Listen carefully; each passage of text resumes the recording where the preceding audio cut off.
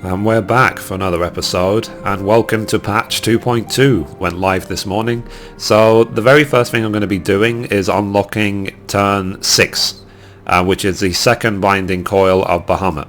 So in order to do that, you have to have finished turn 5, you have to have come back to Urianger after turn 5 and done the quest Urianger's Pledge. So now that that's done, I'm going to talk to Urianger and accept the quest another turn in the coil. So let's see, another turn in the coil, what he says. So Urianger would have you delve deeper into the mystery surrounding the Elder Primal Bahamut. So a crystal-choked abyss lieth beneath the Cartano flats, the unholy cradle of an Elder Primal. And by thy hand were truths great and terrible wrested from those once celestial depths. As is oft the case, an answer doth breed a profusion of questions, and the unknown doth beckon with irresistible allure. Never have the mysteries of the Red Moon lain so neatly within our grasp. Lady Alisaie hath sent word of her coming. 'Tis time once more to brave the precipice and leap unflinching into jagged wound that doth gape beneath the land.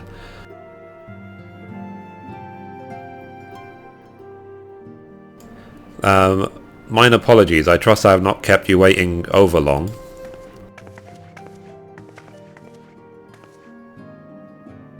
Mithrie, I am both delighted and reassured to have you at my side once more.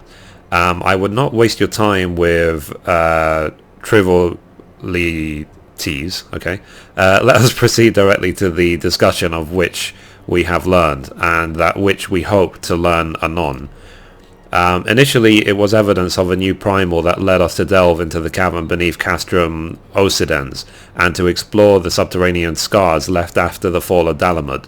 As you will well recall, what we found was a vast, largely intact fragment of the fallen satellite, and within the depths of the structure we discovered not the new primal we had expected, but the broken form of Bahamut himself. Yet even this great revelation would soon be overshadowed by the appearance of my own dear grandfather. I have since shared our sundry findings with Rambros, a prominent scholar of the Sons of Saint Connacht, and he in turn did kindly furnish me with his theory concerning the Elder Primal's Allagan prison. It would seem that Dalamud was constructed to gather onto itself the rays of the sun, and thence channel this radiant bounty onto the Crystal Tower. The ancients saw great potential in Bahamut's capacity to manipulate energies of otherwise unimaginable magnitude. 'Twas for this reason that they did bind him within the Red Moon to serve as its living core. Do you remember the sight that greeted us as the culmination of our journey? The colossal devices that surrounded and seemed to cradle the incomplete form of the Elder Primal? From the information provided to us by the Sons of Saint Connacht, we have learned that these contraptions were termed intimate hulks, and that each bore the designation Ragnarok class. The purpose of these hulks is believed to be twofold. First, they are meant to act as binding coils, rendering Bahamut incapable of escape, and second, they are meant to feed him. Perversely, the self-same energy which prevents him from moving also serves to sustain his corporeal manifestation.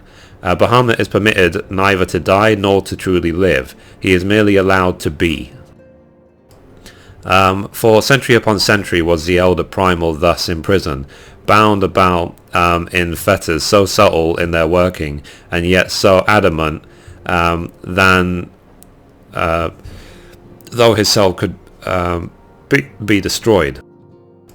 Bahamut lieth yet at the mercy of his long departed captors. It has long been held that the primals require the prayers of their faithful followers to exist, yet none alive worship Bahamut. Could it be then that the Allagans found a way to simulate prayer itself? It seems the only logical explanation. It would postulate, therefore, that the regenerative mechanisms in question also supply something akin to the power of prayer.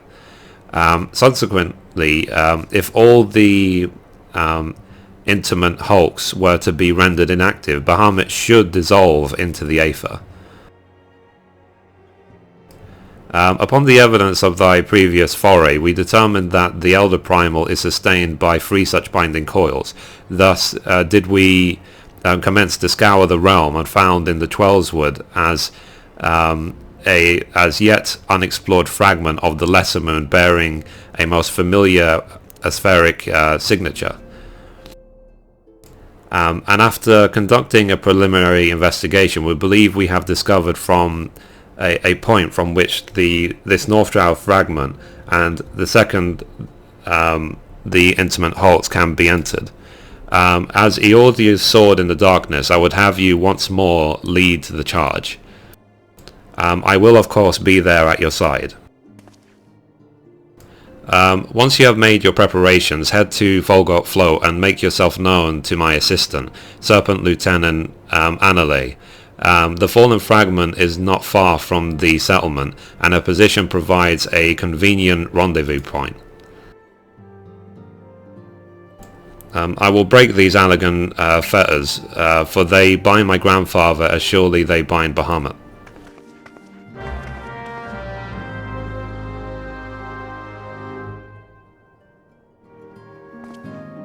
Okay, so now let's head to Folgot Float.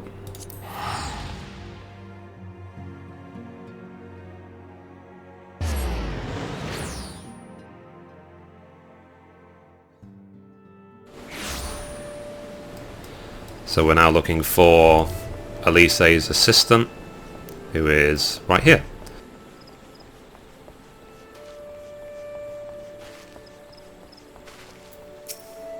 So she says, Mithrie Menethil, I have been expecting you. My name is Alisaie. I have been accorded the rank of lieutenant within the Order of the Twin Adder, that I may better assist Lady Alisaie with her endeavours here in the Twelveswood. Such authority has allowed me to act without interference from the local soldiery, and to conduct a preliminary investigation of the Elder Springs fragment. From what we have seen of the exterior, the structure shares many common features with the one you explored in Lenosia, and likely plays host to a similar complement of guardians. But I fear words alone will do little to prepare you for what lies ahead. Pray seek out my comrade to the south and west. He is charged with observing all that occurs in the vicinity of the fragment, and will be well placed to show you the thing, if nothing less. Okay, so we're now going to head right here. So we're going south and then west, as she said. I am very excited today to explore all of the new changes in patch 2.2, so there'll be a lot of new episodes coming to my channel, and hope you like them. And if you have any requests, something you would like me to cover in patch 2.2, just please let me know. I am pretty much only playing this game right now, so I dedicate all my time to it. I can make as many videos as is requested by the community. So anyway, here is the assistant, a sharp-eyed serpent private.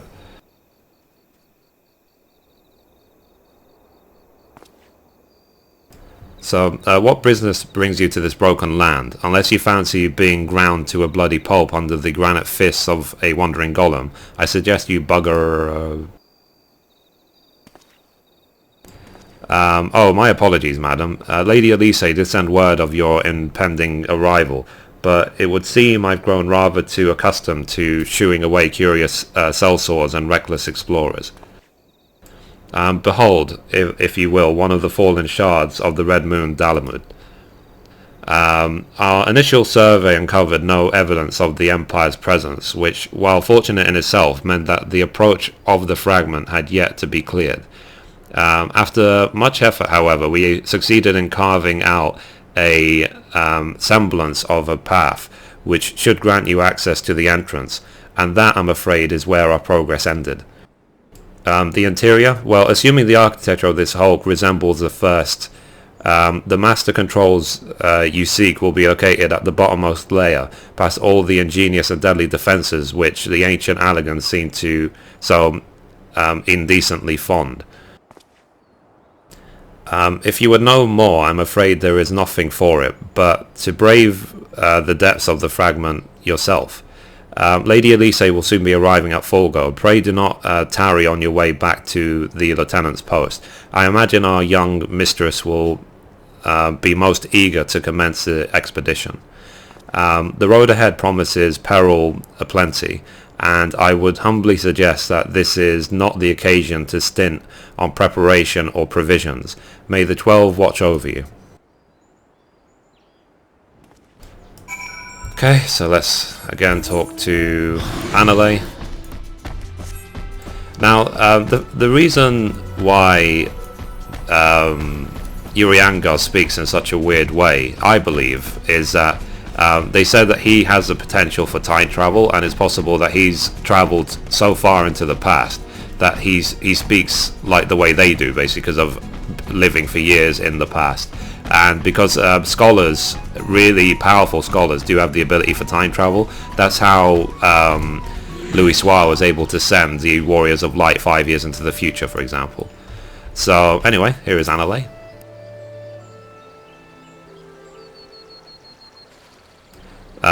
Mistress Menethil, I trust the private explanation was worth the journey. Simply securing an approach to the fragment's entrance proved a monumental task. I dare not think what defeating its interior defences will entail. If there is aught I might do to aid you...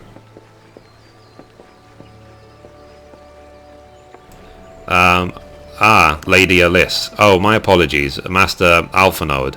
Has there been a change of plan? Urianger informed me of the impending expedition. I merely came to exchange a few words with my fellow scion before she disappeared into the depths of the second coil. Mithrie, though I would strenuously deny it were she present, my sister's admiration and affection of your grandsire exceeds even my own.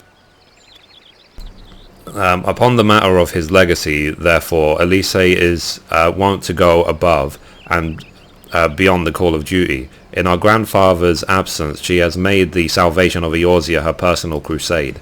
'Twas that which prompted her to brave the perils of the first coil. Yet the fact that she risked her life in this manner is not the greatest of my concerns. No, it is her subsequent fixation upon my grandfather's shade that worries me most. This quest to rid the world of Bahamut must not become a quest to save a man long dead. My sister must needs have a better reason to fight. A time will come when the fate of the realm rests upon our shoulders, and when it does, we must be strong in our resolve, and certain of the stakes for which we risk all. There is a wide difference between fighting for the good of Eorzea and fighting for the love of a man who died for the good of Eorzea. Alisaie must choose her own path. She cannot rely on grandfather to choose it for her, for he is gone. I'm glad that it is you with whom she makes this journey. If Alisaie is to discover a deeper purpose, then where better to find than at the side of Eorzea's greatest champion? 'Twas there I found mine, after all. But 'tis past time I was gone. Fair fortune in your endeavours, Mithrie. Lieutenant Alisaie, was it? I would appreciate you making no mention of my presence here to my sister.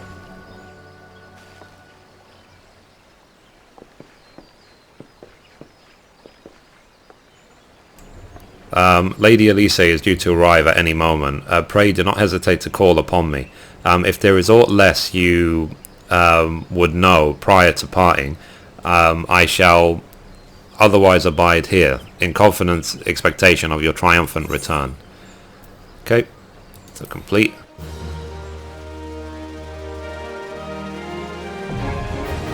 So that's it. The second coil of Bahamut is now accessible. So it says, you now have access to the second coil of Bahamut. Begin your expedition into this fragment of Dalamode by speaking with Alisaie. Details as the conditions of entry may also be had by speaking with the Serpent Lieutenant.